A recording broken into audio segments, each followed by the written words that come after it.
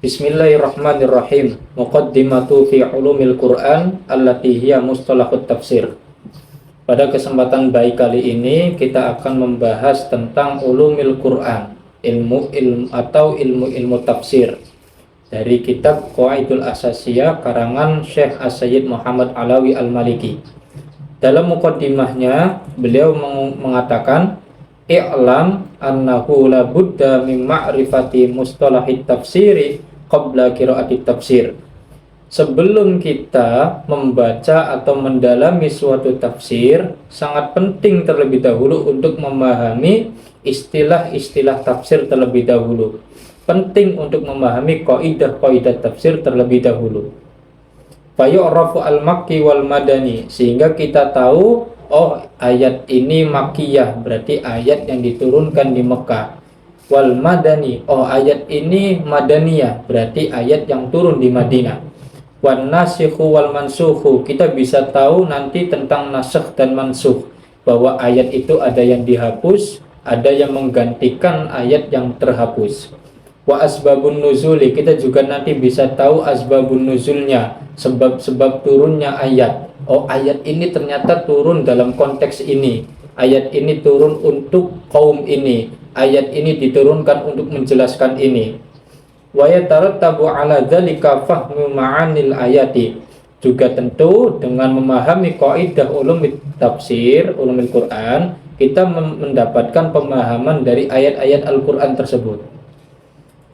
Wa man khada at-tafsira qabla ma'rifati mustalahihi kana fi hairatin.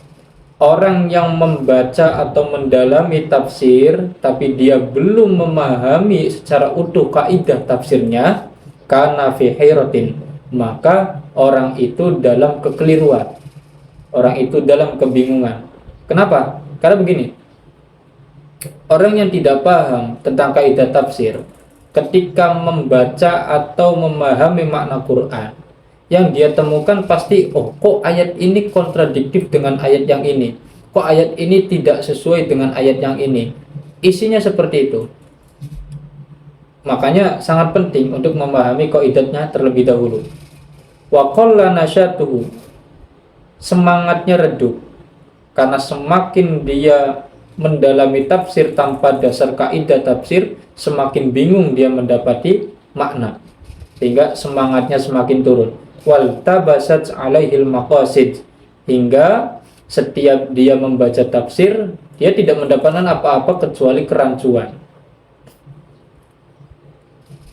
Ilmu tafsir huwa ma'khudun min qaulihim fasartu syai'a idza bayyantahu. Ilmu tafsir sendiri diambil dari ucapan orang Arab ketika mereka mengatakan fasartu syai'a idza bayyantahu, saya memahami sesuatu setelah engkau menjelaskannya. Nah, jadi tafsir itu adalah penjelasan. Wa summiya al-ilmu al-madhkur tafsiron, setelah dikemas dalam satu prinsip ilmu, dalam satu disiplin ilmu, kemudian dinamailah dengan ilmu tafsir. Li'annahu yubayyinul Qur'an wa yuwaddihuhu, karena di dalamnya menjelaskan dan memaparkan isi kandungan dari Al-Qur'an. Wa hadduhu huwa ilmun yubhasu fihi an ahwalil Qur'an al-Karim.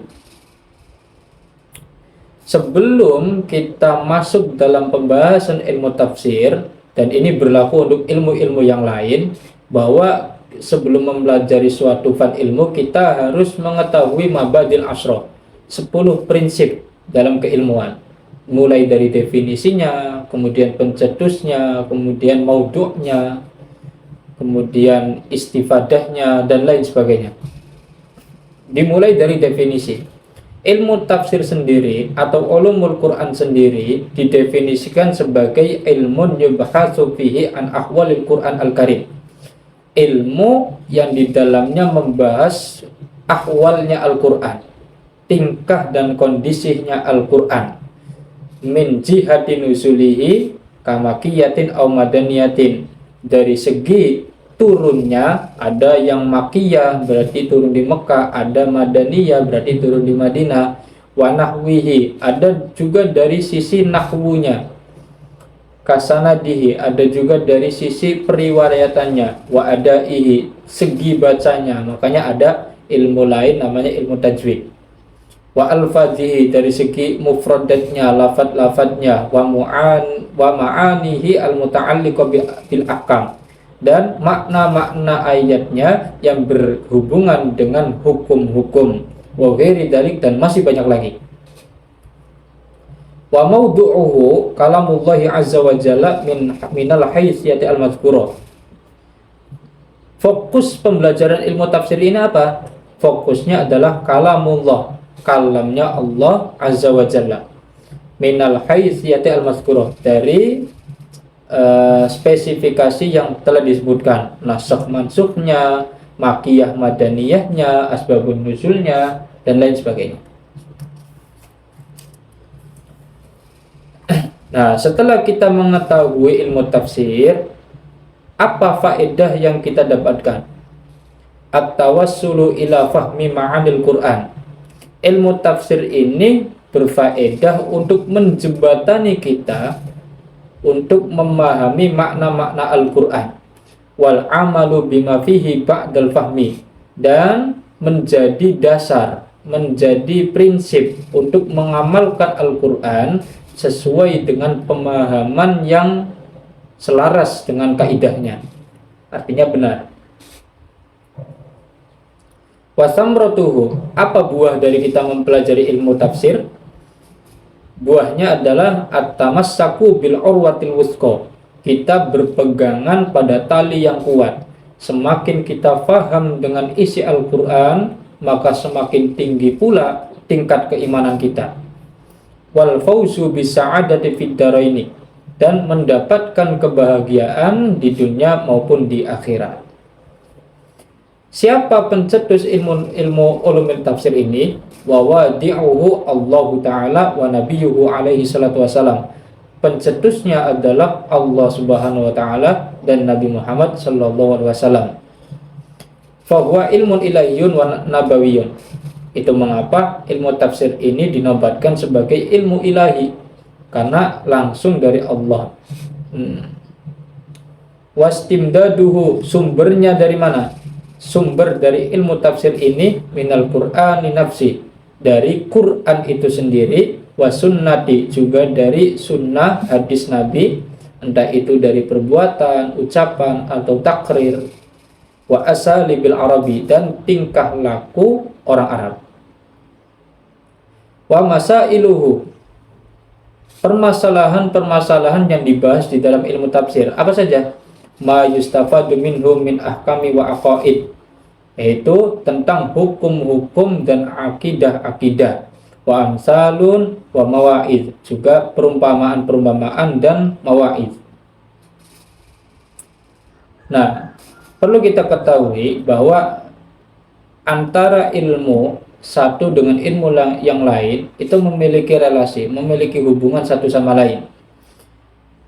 Begitu pula ulumut tafsir. Ulumut tafsir ini juga memiliki hubungan dengan ilmu yang lain. Wa nisbatuhu, apa hubungannya? Annahu minal ulumid diniyah. Yang pertama, ulumut tafsir ini adalah ilmu agama. Bal ra'isuha, bahkan ulumut tafsir ini dinobatkan sebagai raja atau pemimpin dari semua keilmuan. Kenapa? Liqauniha ma'khudatun minal kitabi, karena ulumut tafsir ini adalah ilmu yang langsung diambil dari Al-Qur'an. Sebagaimana kita tahu, ya, apa namanya?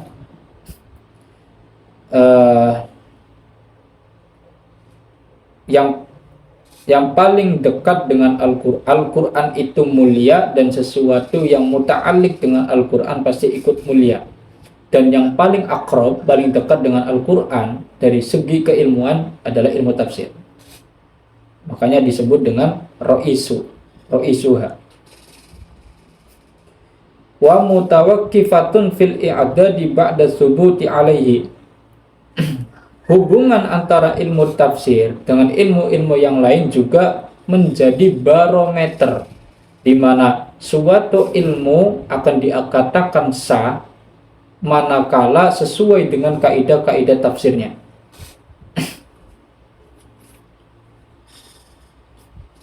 Wa fadluhu, apa keutamaannya? Annahu min asyrafil ulumi wa ajaliha.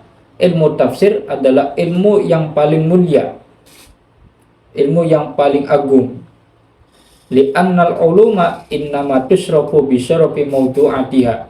Karena suatu ilmu itu diukur kemuliaannya dari mana sumbernya. Ulumut tafsir sumbernya dari Al-Quran. Al-Quran itu kitab yang paling mulia. Makanya ilmu tafsir itu ilmu yang paling mulia. Wa mawdu'uhu ajal wa asyraf. Wa amma bayanul hajati ilaihi fali anna fahmal Qur'anil mustamil alal ahkam asyariyah allati hiya madaru sa'adah al-abadiyah wa hiya al-urwatul wusqa amrun asirun. Apa pentingnya kita memahami ilmu-ilmu tafsir? Ini sangat penting. Kenapa? Karena memahami Al-Quran, di mana di dalamnya mengandung hukum-hukum syariat, hukum-hukum akidah, menjadi pedoman bagi kita semua, merupakan amrun asirun, sesuatu yang sangat sulit. La yahtadi ilaihi illa bitaufiqin minal latifil khabir. Tidak ada yang bisa mentafsiri atau menjelaskan isi Al-Quran tanpa arahan dari Allah Subhanahu wa ta'ala, tanpa taufik, tanpa hidayah dari Allah Subhanahu wa ta'ala. Hatta inna sahabata radhiyallahu anhum ala uluwi ka'bihim fil fasahati wastinarati biwatinihim bima asyraka alaiha min miskatin nubuwah. Sahabat saja yang hidup berdampingan sezaman dengan Nabi, yang hidupnya mulai zaman dengan Nabi, dan punya strata fasoha pengucapan bahasa Arab paling fasih, paling baik, paling berkualitas, ya. Kanu katsiran ma yarji'una ilaihi sallallahu alaihi wasallam bisu'ali an asya lam yu'arrijuna 'alaiha. Sahabat saja yang demikian, mereka ketika mendapati ayat yang belum mereka pahami, tidak ragu mereka untuk bertanya langsung kepada Nabi. Nah, walam tafsil afhamuhum ilaiha. Itu sahabat yang fasohanya tinggi, bahasa Arabnya mumpuni, dekat dengan Nabi, mereka masih tidak jarang untuk bertanya langsung kepada Nabi tentang ayat-ayat yang tidak mereka pahami atau pemahaman mereka tidak sampai ke situ. Contoh. Kama waqa'a li Adi bin Hatim. Ada sahabat namanya Adi bin Hatim fil khaytil abyad wal aswad. Ketika ada ayat turun mengenai khaytul abyad. Khaytul abyad wal aswad. Benang yang putih dan hitam. Jadi ada satu ayat turun itu menjelaskan bahwa kamu boleh berhubungan, makan, dan minum di malam hari bulan Ramadan. Kebolehan makan minum ini sampai kapan? Dalam ayatnya hattal khaytul abyadi wal aswad. Ayatnya saya lupa ya. Sampai muncul benang putih dan hitam. Nah, sahabat Abi Hatim itu kesulitan dalam mentafsirinya, sehingga beliau bertanya langsung kepada Nabi Muhammad SAW untuk mendapatkan tafsir yang tepat. Nah, itu sekelas sahabat saja untuk memahami konteks yang belum mereka sampai, mereka tidak ragu untuk bertanya kepada Nabi. Saking apanya? Saking sulitnya memahami Al-Quran.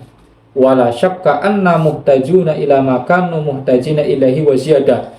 Terlebih-lebih kita yang hidup jauh dari zaman Nabi, ya, kualitas kita tidak sehebat kualitas sahabat, kemudian ingin mentafsir Al-Quran, nggak bisa secara langsung, harus pahami dulu kaidah-kaidahnya, makna-maknanya, mustalahul tafsirnya, dan masih banyak lagi, ilmu alatnya, nahwu sorofnya, balaghah, badi', bayan, mantiknya. Itu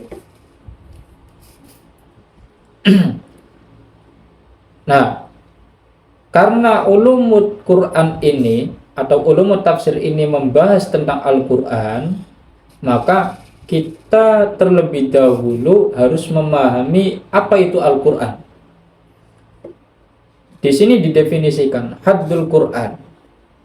Definisi Al-Quran. Al-Qur'anu lughatan ma'khudun minal qur'i wa huwa al-jam'u. Quran secara bahasa didefinisikan dari lafadz quru, artinya bacaan-bacaan. Wa urfan, definisi secara urufnya, wa al-kalamu al-munazzal ala sayyidina Muhammad al-mu'jiz bi suratin minhu.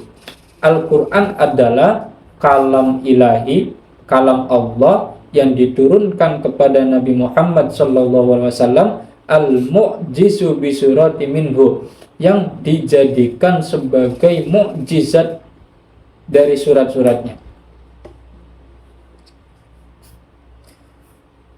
Wa qauluna al-kalam jinsun syamil li jamil kalam. Wa qauluna al-munazzal ala sayyidina Muhammad faslun mukhrijun lil kalami al-munazzal ala ghairihi minal anbiya ka Taurat wal Injil wa sairil kutubi wa suhuf. Al-Quran adalah kalam Allah yang diturunkan kepada Nabi Muhammad. Nah begini, setiap nabi itu pasti berkalam dengan Allah. Nabi Musa berkalam dengan Allah, makanya Nabi Musa dijuluki sebagai kalimullah, karena Nabi Musa bisa berkalam secara langsung. Nabi-nabi lain juga sama. Nabi Ibrahim berkalam dengan Allah, maka kalam itu dituangkan dalam satu suhuf. Nabi Dawud dituangkan kalam Allah dalam kitab Taurat. Nabi Isa dalam kitab Injil. Lalu apa yang membedakan kalamnya Allah yang diturunkan kepada Nabi Muhammad dengan kalam-kalam yang lain? Nah ini, faslun mukhrijun lil kalam al-munazzal ala ghairihi minal anbiya. Yang membedakan adalah penerimanya. Ya, yang membedakan adalah penerimanya. Al-Qur'an mutakhassis, dikhususkan hanya turun kepada Nabi Muhammad dan tidak kepada nabi selain Nabi Muhammad. Wa qauluna al-mu'jiz. Yang kedua, kalam dari nabi-nabi sebelum Nabi Muhammad itu sebagai pedoman saja, tapi tidak sampai mu'jiz, tidak sebagai mukjizat. Sedangkan Al-Quran kalam yang sekaligus menjadi mukjizat.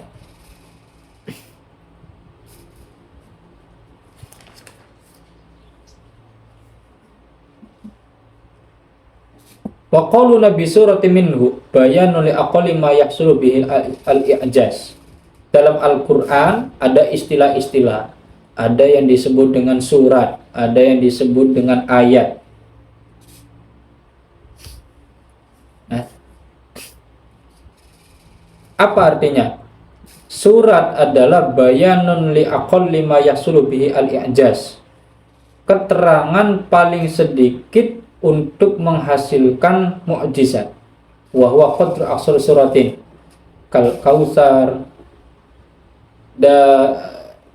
Paling sedikitnya adalah 3 huruf, tiga ayat, seperti surat Al-Kautsar. Wa inna ma kana aqallul i'jaz bi aqalli surah li'annahu lam yakun fil Qur'an ayatun mufradah bal ayat tastalzimu munasibatul lima qablaha wa ma ba'daha fatakunu salasat ayatin. Nah, surat ini menjadi bagian terpendek untuk sebuah mukjizat. Seperti surat Al-Kautsar. Al-Kautsar ini mukjizat terpendek. Kenapa? Karena dalam Al-Qur'an satu ayat dengan ayat yang lain itu saling munasabah, saling berhubungan, sehingga li'annahu lam yakun fil Qur'an ayatun mufridah bal ayat tastalzimu munasabatan lima qablaha wa ma ba'daha fatakun salasat ayatin. Sehingga harus paket. Ketika surat Al-Kautsar diturunkan 3 ayat sebagai mukjizat, maka 3 ayat ini sebagai surat. Wa zada ba'duhum fil haddi faqala al muta'abbad bi tilawatihi li yukhrija mansukhut tilawati. Sebagian ulama berpendapat menambahkan dalam definisinya al muta'abbadu bi tilawatihi. Al-Qur'an itu dianggap ibadah dengan hanya membacanya. Jadi Al-Qur'an adalah al-kalam al-munazzal ala Nabi Muhammad sallallahu alaihi wasallam, kalam Allah yang diturunkan kepada Nabi, al-mu'jiz yang memberikan mukjizat, al-muta'abbad bitilawatihi yang dianggap ibadah membacanya. Wasuratun hiya jumlatun minal Qur'an aqalluha salah satu ayatin. Surat adalah surat dalam Al-Qur'an ya. Surat adalah susunan dari Al-Qur'an di mana paling sedikitnya adalah 3 ayat yang memiliki nama khusus, musammatun bismi khosin laha bitauqifin minan nabi, dengan ketentuan langsung dari nabi, bi antazkura bidzalikal ismi wa tusyarubi, dengan nabi bilang ini namanya surat Al-Kautsar, ini namanya surat Al-Baqarah, ini namanya surat Al-Anfal. Nah, itu bitaufiqi minan nabi, arahan langsung dari nabi. Wal ayah, sedangkan ayat ia jumlatun minas surah mumayyiza bil fasilah. Ayat sendiri adalah susunan dari di dalam Al-Qur'an dari surat-surat yang dipisahkan dengan fasil, yang dibedakan dengan pemisah. Wa ya al-kalimah allati takunu akhir ayati. Nah, fasilah ini atau surat ini berada di akhir ayat.